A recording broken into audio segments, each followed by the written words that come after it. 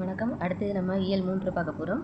இயல் 1, 3 பார்த்துட்டோம் 6th புக்கில். இப்போ நம்ம வந்து இயல் 3 பார்க்க போகிறோம். இது வந்து போட்டித் தேர்வு எழுதுகிற எல்லாருக்கும் பயனுள்ளதாக இருக்கும். டிஎன்பிசி, டெட்டு, டிஆர்பி எல்லாருக்குமே எலிஜிபிள் டெஸ்ட்டெல்லாம் இருக்குது, அதுக்கும் யூஸ் ஆகும். இதை பார்த்து பயனடைச்சது. வாங்க வீடியோக்குள்ளே போகலாம்.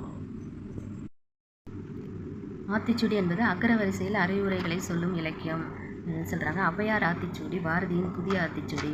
இதில் வந்து ஆத்திச்சூடி காலத்திற்கு ஏற்ப மாற்றங்களை புதுசாக சொல்கிறது தான் ஆத்திச்சூடி, அதாவது அகர வரிசையில் சொல்லுவாங்க. இப்போ நம்ம பார்க்க போகிறது நெல்லை சு அவர்கள் எழுதிய அறிவியல் ஆத்திச்சூடி, அறிவியல் சிந்தனைக்குள் ஆய்வில் மூழ்கு அப்படின்னு சொல்லிட்டு அவரோட பாடல் தொடங்கும். இதை யார் எழுதினார் பார்த்தீங்கன்னா நெல்லை சு முத்து அவர்கள் எழுதினார். அதில் சொற்பொருள் பார்ப்போம். உருமித்துனா ஒன்றுபட்டு, ஔடதம் அப்படின்னா மருந்து. நூல்வெளி பார்க்கலாம். தம்மை ஒத்த அலைநீளத்தில் சிந்திப்பவர் என்று மேதகு அப்துல் கலாம் அவர்களால் பாராட்டப்பட்டவர் நெல்லை சு முத்து அவர்கள். இவர் அறிவியல் அறிஞர் மற்றும் கவிஞர். விக்ரம் சாராபாய் விண்வெளி மையம், சதீஷ் தவான் விண்வெளி மையம், இந்திய விண்வெளி மையம் ஆகிய நிறுவனங்களில் பணியாற்றியவர். இந்த 3 நிறுவனத்திலுமே அவர் பணியாற்றியிருக்கார். விக்ரம் சாராபாய், சதீஷ் தவான், இந்திய விண்வெளி மையம், இதில் 3த்துலையுமே அவர் பணியாற்றியிருக்காரு. 80க்கும் மேற்பட்ட நூல்களை வெளியிட்டிருக்காரு. அறிவியல் கவிதைகள், கட்டுரைகள் பலவற்றை படைத்திருக்காரு. அடுத்து வந்து ஒரு பாக்ஸில் வந்து பாரதியாரோட பாடல் கொடுத்துருக்காங்க. வானை அழைப்பும் கடல் மீனை அழைப்பும் சந்திர மண்டலத்தில் கண்டு தெளிவும் சந்தி தெரிப்பிருக்கும் சாத்திரம் கற்போன்றது பாரதியோட பாடல் வரிகள். இதோட அந்த இயல் 3 இருக்கிற கவிதை பழி முடியுது. அடுத்தது வந்து நம்ம உரைநடை பார்க்கலாம் வாங்க. இயல் 3 இருக்கிற உரைநடை வந்து கணியனின் நண்பன். இது நோட்ஸ் இருக்குது, அந்த நோட்ஸில் பார்த்துடலாம் வாங்க. கணியனின் நண்பன். எந்திர மனிதன், ரோபோ என அழைத்தல். எந்திர மனிதனை தான் ரோபோன்னு அழைக்கிறோம். காரல் கெபக் என்பவர் வந்து செக் நாட்டை சேர்ந்த நாடக ஆசிரியர். இவர் வந்து 1920ஆம் ஆண்டு நாடகம் ஒன்று எழுதினார். அதில் ரோபோ என்னும் சொல்லை முதலில் பயன்படுத்தினார். அப்போ ரோபோன்ற சொல்லை முதல்ல யார் பயன்படுத்தினார் பார்த்தீங்கன்னா காரல் கெபக். எந்த ஆண்டுனா 1920ஆம் ஆண்டு. ரோபோ என்ற சொல்லுக்கு அடிமைன்றது பொருள்.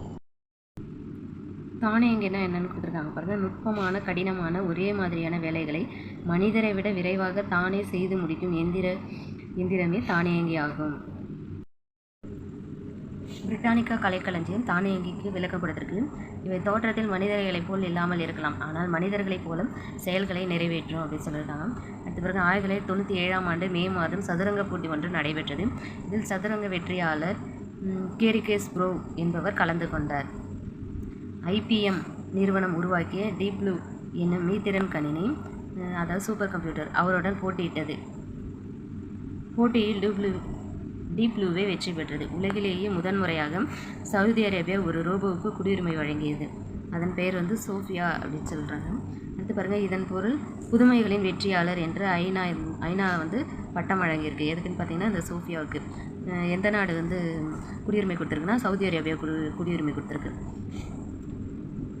உயிரில்லா எந்திரத்திற்கு பட்டம் வழங்கியது இதுவே முதல் முறையாகும். இவ்வளோதான் இதில் இருக்கிற தகவல். அடுத்த வீடியோவில் பார்க்கலாம். நன்றி. வணக்கம். இயல் 3 விரிவானத்தில் ஒளி பிறந்தது. அப்துல் கலாமுடன் ஒரு நேர்காணல் கொடுத்துருக்காங்க. அப்துல் கலாம் ஐயாட்ட மாணவர்கள் வந்து வினா கேட்கவும் அவர் பதில் சொல்வதும் போல் கொடுத்துருக்காங்க. அப்துல் கலாம் ஐயா வந்து பதில் சொல்கிறத இங்கே நம்ம பார்க்கலாம். அவர் வந்து தமிழில் வந்து திருக்குறள் எனக்கு மிகவும் பிடிக்கும்னு சொல்லியிருக்காரு. அதில் வந்து ஒரு குறள் வந்து அறிவாற்றம் காக்கும் கருவி சிறுவார்க்கும் உள்ளழிக்கல் ஆக அறன்ற குறள் வந்து என்னோடய வாழ்க்கைக்கு வலு சேர்த்தது அப்படின்னு சொல்லியிருக்காரு. அடுத்த பிறகு லிலியன் வாட்சன் எழுதிய விளக்குகள் பல தந்த ஒளி என்ற நூல் வந்து எனக்கு மிகவும் பிடித்த நூல். இந்த நூலை படிக்கும்போது அறிவு, தன்னம்பிக்கை, மகிழ்ச்சி ஆகிய 3ஐயும் பெற்றேன் அப்படின்னு சொல்லியிருக்காரு. அடுத்த மாணவர்கள்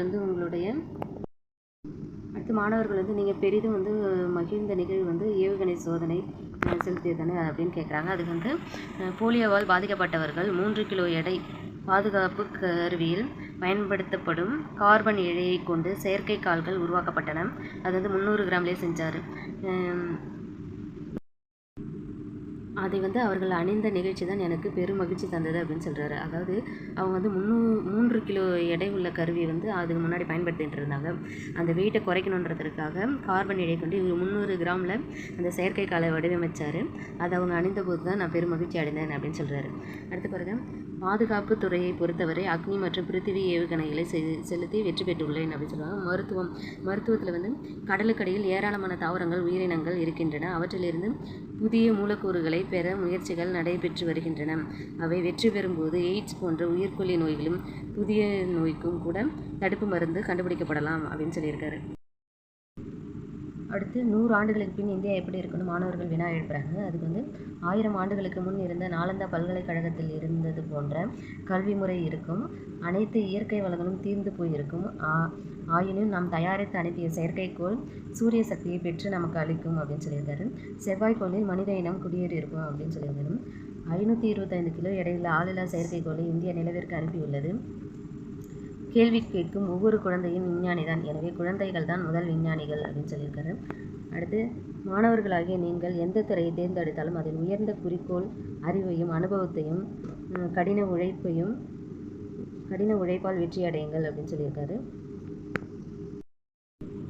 வெற்றிக்கான வழிகள் 2 அப்படின்னு சொல்லியிருக்காரு. அறிவை வளைக்கும் அனைவரின் பேச்சையும் கேளுங்கள். வியர்வை வியர்வை வியர்வை, அதாவது கடின உழைப்பு, அதுதான் வியர்வை வியர்வை. விடாமுயற்சி, கடின உழைப்பு இருந்தால் நீங்கள் கண்டிப்பாக வெற்றி அடைய முடியும் அப்படின்னு அதை தான் வந்து வியர்வை வியர்வைன்னு சொல்லியிருக்காரு.